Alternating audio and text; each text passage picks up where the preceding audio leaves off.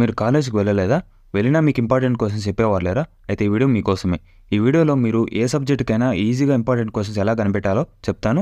So, నమ్మకం లేని వారి కోసం ప్రూఫ్స్ కూడా పెట్టాను. ఇంపార్టెంట్ క్వెషన్స్ కనిపెట్టడానికి సబ్జెక్ట్ పేరు, సిలబస్, క్వెషన్ పేపర్ కావాలి. వీడియోని పూర్తిగా చూడండి. క్వెషన్ పేపర్ కావాలంటే యూట్యూబ్‌లో సెర్చ్ చేయండి లేదా బుక్‌లెట్ కొనుక్కోండి లేదా టీచర్స్‌ని అడగండి. సిలబస్ కావాలంటే యూనివర్సిటీ వెబ్‌సైట్‌కి రండి. యూనివర్సిటీ వెబ్‌సైట్‌కి వచ్చిన తర్వాత డిగ్రీ కోర్స్ సిలబస్ నొక్కండి. నొక్కిన తర్వాత మీకు ఏ బ్యాచో ఆ బ్యాచ్ సెలెక్ట్ చేసుకోండి. బ్యాచ్ సెలెక్ట్ చేసుకున్న తర్వాత సెమిస్టర్ సెలెక్ట్ చేసుకొని సబ్జెక్ట్ సెలెక్ట్ చేసుకోండి. డౌన్లోడ్ అయిపోతది. ఇప్పుడు ఇంపార్టెంట్ క్వెషన్స్ కనిపెట్టే ప్రాసెస్ గురించి చెప్తాను. సో, జాగ్రత్తగా వీడియోని చూడండి. ముందుగా మీ సిలబస్ కాపీని అండ్ క్వెషన్ పేపర్స్‌ని మీ ముందు పెట్టుకొని తర్వాత క్వెషన్ పేపర్ ఎలాగా ఇస్తున్నారు? కష్టంగా ఇస్తున్నారా? ఈజీగా ఇస్తున్నారా? అని చూడండి.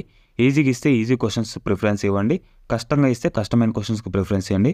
తర్వాత ప్యాటర్న్స్‌ని గమనించండి. రిపీటెడ్ క్వెషన్స్ గానీ, ఏ బై బి క్వెషన్స్ అంటే ఫస్ట్ ఇయర్ ఏ క్వెషన్ ఇస్తే సెకండ్ ఇయర్ బి క్వెషన్ ఇస్తాడు. థర్డ్ ఇయర్ మళ్ళీ ఏ క్వెషన్ ఇస్తారు. ఈ 2 క్వెషన్సే రిపీట్ అవుతుంటాయి. ఇలాంటి క్వెషన్స్‌ని తర్వాత సిలబస్‌లో 4 టాపిక్స్ ఉంటే ఫస్ట్ సిలబస్ టాపిక్ ఒకసారి ఇస్తారు. ఇంకొకసారి లాస్ట్ సిలబస్ టాపిక్ ఇస్తారు. అండ్ ఇంకొకసారి మిడిల్‌లో ఉన్న 2 సిలబస్ టాపిక్ ఇస్తారు. కాబట్టి మీరు గమనించుకోండి. ఫస్ట్ సిలబస్ టాపిక్ ఇస్తే లాస్ట్ సిలబస్ టాపిక్ చేసుకోండి. ఇంకా మిడిల్‌లో టాపిక్ ఇస్తే ఫస్ట్ సిలబస్ టాపిక్ గానీ, లాస్ట్ సిలబస్ టాపిక్ గానీ చూసుకోండి. తర్వాత ప్రీవియస్ ఇయర్ క్వెషన్ పేపర్స్ ఉంటాయి. క్వెషన్ పేపర్‌లో ఉన్న క్వెషన్స్‌ని స్కిప్ చేయండి. అంతకు ముందు ఇయర్ ఉంటాయి కదా!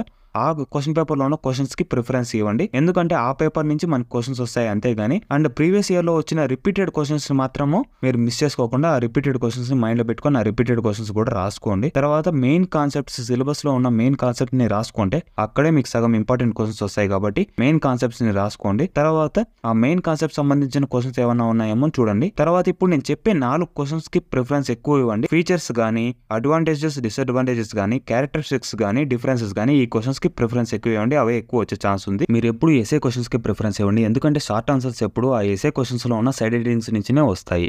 అండ్ అకౌంట్ సబ్జెక్ట్స్‌కి వచ్చేసి ఎవ్రీ ఇయర్ సేమ్ ప్రాబ్లమ్స్ ఉంటాయి. కాకపోతే అమౌంట్స్, అడ్జస్ట్‌మెంట్స్ మాత్రం మారుతూ ఉంటాయి. అండ్ లాంగ్వేజెస్ సబ్జెక్ట్స్‌కి వచ్చేసి క్వెషన్స్ కొన్ని మాత్రమే మారతాయి. లేదా క్వెషన్ అడిగే విధానం మారుస్తాడు. అండ్ గ్రామర్ వచ్చేసి ప్రతిసారి మారుతూనే ఉంటది. లాస్ట్ ఇయర్ క్వెషన్ పేపర్ చూసుకున్నా చాలు మీరు పాస్ అవ్వడానికి. ఇప్పుడు నేను ఒక ఎగ్జాంపుల్ చూపిస్తాను ఎలా కనిపెట్టాలి అనేసి. ఇది డేటాబేస్ మేనేజ్మెంట్ సిస్టమ్. ఇందులో ఆబ్జెక్టివ్స్, క్లాసిఫికేషన్, ఎవాల్యుయేషన్ మెయిన్ కాన్సెప్ట్స్‌గా ఉన్నాయి. వీటి మూడింటిని టైప్ చేసుకున్నా. అండ్ నేను ఇప్పుడు ప్రీవియస్ ఇయర్ క్వెషన్ పేపర్ చూపిస్తాను చూడండి. సో, ప్రీవియస్ ఇయర్ క్వెషన్ పేపర్‌లో నేను చెప్పినట్టుగా అడ్వాంటేజెస్ తర్వాత వచ్చేసి ఇందులో ఉన్న ఆబ్జెక్టివ్స్ వచ్చినాయి. అంతకుముందు ఇయర్ క్వెషన్ పేపర్ ఇప్పుడు చూపిస్తున్నా. ఇందులో వచ్చేసి ఎవాల్యుయేషన్, క్లాసిఫికేషన్. సో, ఇక్కడ మనం రాసుకున్న 3 కాన్సెప్ట్స్ వచ్చేసాయి. మీరేం చేస్తారంటే ఒక యూనిట్‌కి కనీసం 3 క్వెషన్స్ కనిపెట్టండి. అన్ని క్వెషన్స్ రాసుకోండి. తర్వాత మీ ఫ్రెండ్స్‌ని ఇలా ఇంపార్టెంట్ క్వెషన్స్ కనిపెట్టే వాళ్ళని అడగండి. అడిగిన తర్వాత మీరు ఆ క్వెషన్స్ మీ క్వెషన్స్‌కి మ్యాచ్ అయితే మీ మ్యాచ్ అయిన క్వెషన్స్‌ని నేర్చుకోండి. ఎందుకంటే అవి వచ్చే ఛాన్స్ ఎక్కువగా ఉంటది. తర్వాత ఈ క్వెషన్స్‌ని మీ ఫ్రెండ్స్‌తో పాటు షేర్ చేయండి. 4 ఇయర్స్ డిగ్రీ వాళ్ళకి ఇదే ఫస్ట్ బ్యాచ్ కాబట్టి మీకు ప్రీవియస్ ఇయర్ క్వెషన్ పేపర్స్ ఉండవు కాబట్టి మీరు ఏం చేస్తారంటే మీకు సబ్జెక్ట్ పేరు మార్చాడు అంతేగాని సబ్జెక్ట్‌లో ఉన్న సిలబస్ మార్చలేదు. సో, మీరు లాస్ట్ ఇయర్ క్వెషన్ పేపర్సే చూడండి. చూస్తే ఆ క్వెషన్ పేపర్‌లో మీకు ఐడియా వస్తది.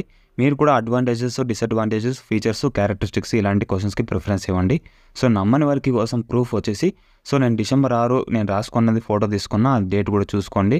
తర్వాత అది అర్థమయ్యేలా ఉండాలనేసి అందరికీ నేను డాక్యుమెంట్‌లో టైప్ చేశాను. సో, డాక్యుమెంట్ కూడా చూడండి. మాడిఫై కూడా లాస్ట్ జనవరిలోనే చేశాను. ఇప్పుడు ఆ డాక్యుమెంట్ ఓపెన్ చేసి చూపిస్తున్నా చూడండి. ఈ డాక్యుమెంట్‌లో నేను అన్ని సబ్జెక్ట్స్ రాసుకున్నాను. సో, ఇప్పుడు నేను ఈకామర్స్ సబ్జెక్ట్ మాత్రం చూపిస్తున్నా. అన్ని సబ్జెక్ట్స్ వచ్చినాయి. నాకు చూపించే అంత టైం లేదు. మీకు వీడియో లెంత్ పెరిగిపోతదనేసి. సో, ఇక్కడ చూడొచ్చు ఈకామర్స్ అడ్వాంటేజ్, డిసడ్వాంటేజెస్ రాశాను వచ్చినాయి.